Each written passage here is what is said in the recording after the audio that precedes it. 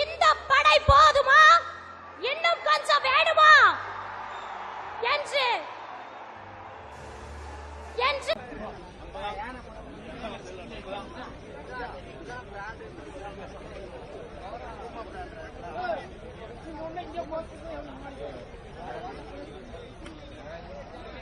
आसान होता देखेंगे।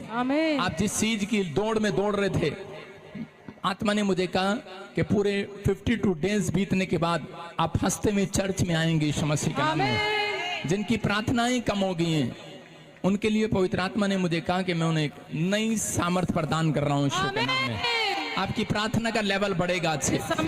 आप आशीष को देखेंगे। जो प्रभु के दास के बच्चे के जन्मदिन पर शामिल हुए हैं, उनके घर में शांति और कमाई के सोर्स ऑफ इनकम बढ़ेंगे इस साल में। मैं फिर कह रहा हूं कि ये भविष्यवाणी है जो ब्रांचों में जो इस समय मुझे ऑनलाइन देख रहे हैं, आपके परिवार के सोर्स ऑफ इनकम बढ़ेंगे।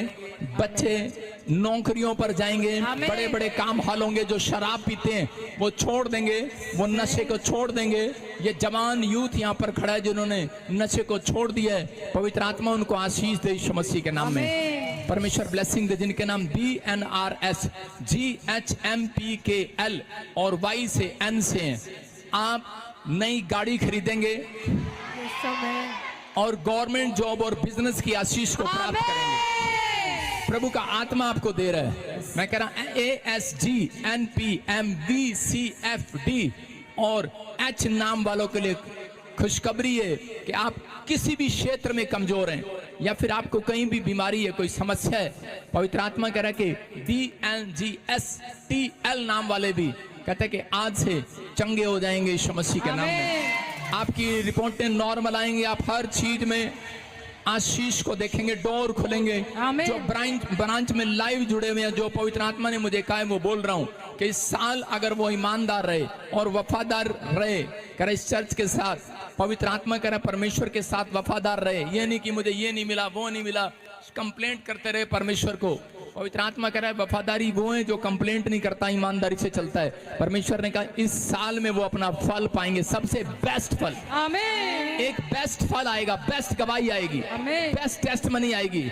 जिनकी जॉब फौज में, पुलिस में, कोई टीचर लाइन में किसी ने भरी थी और वो रुकावटों के कारण किसी कारण वर्ष रोक दी गई या नहीं मिल रही है, परमेश्वर का आत्मा कह रहा है जिनकी छिन गई थी या फिर कोई प्रॉब्लम हो गया, उनको निकाल दिया गया या कोई भर्ती कैंसिल हो गई है, परमेश्वर का आत्मा कह रहा है उसी नाम पर आपको फिर से बुलाया जाएगा।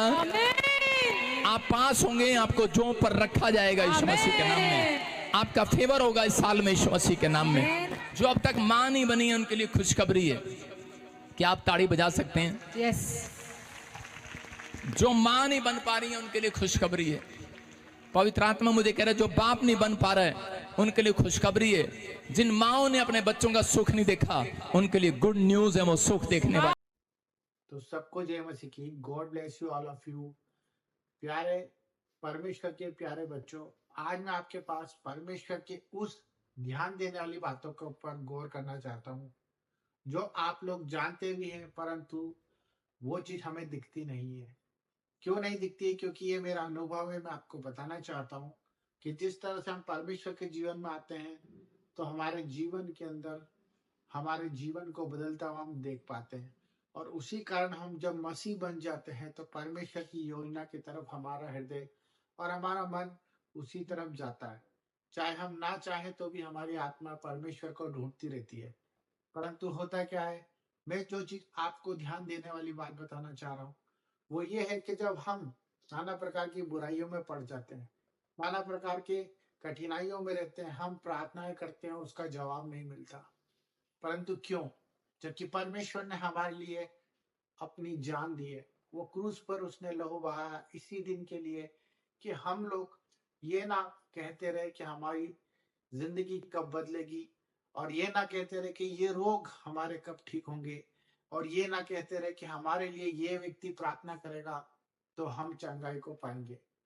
ये सब चीज का उत्तर हमारे अंदर ही है, क्योंकि परमेश्वर ने हमें जब चुना था तो उसने हमें ये नहीं देखा था कि हम किस रूप में हैं, किस स्वभाव में हैं और किस प्रतिक्रियाओं पर जीवन जी रहे हैं, परंतु उसने हमारे हृदय को जांच लिया था।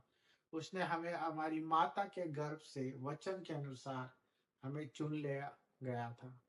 परंतु आज हम इस संसार में भटके हुए हैं, हम लोग परेशान हैं, हम लोग अपनी आत्मा को शांत नहीं कर पा रहे हैं। पर उसका कारण क्या है?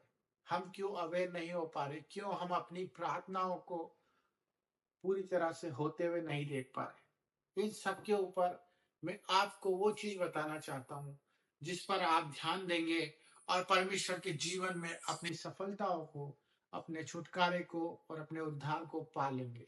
तो मेरे भाई बहनों, आप सबसे मेरा निवेदन है कि इस वीडियो को पूरा देखिए, लाइक करें, सब्सक्राइब करें। मैं आपको वो वचन के द्वारा बताने जा रहा हूँ जिसके द्वारा आप पहले से छुड़ाए गए हैं।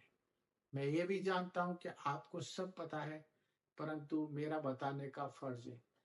तो जो आज चारों तरफ विषय चल रहा है, धर्मांतर जो चल रहा है, सर्विसेज के बारे में, जो पास्टर ही पास्टर के ऊपर उंगली उठाया जा रहा है, जो आज चल रहा है, आप देख पा रहे हैं कि हम लोग जब मसीहत में आ गए हैं तो हम खुल के क्यों नहीं जी पा रहे, हम खुल के क्यों नहीं बोल पाते, हम अपनी बात, अपना प्रचार, जो हमारी आत्मा हमें बोलने को रोज रोज कोसती है, और हम अपने घर में ही परमेश्वर का प्रचार नहीं कर पाते। मैं देखता हूँ कि बहुत से घरों में परमेश्वर की बात को रखने के लिए भी इंसान मौके को देखता है, परंतु ऐसा क्यों?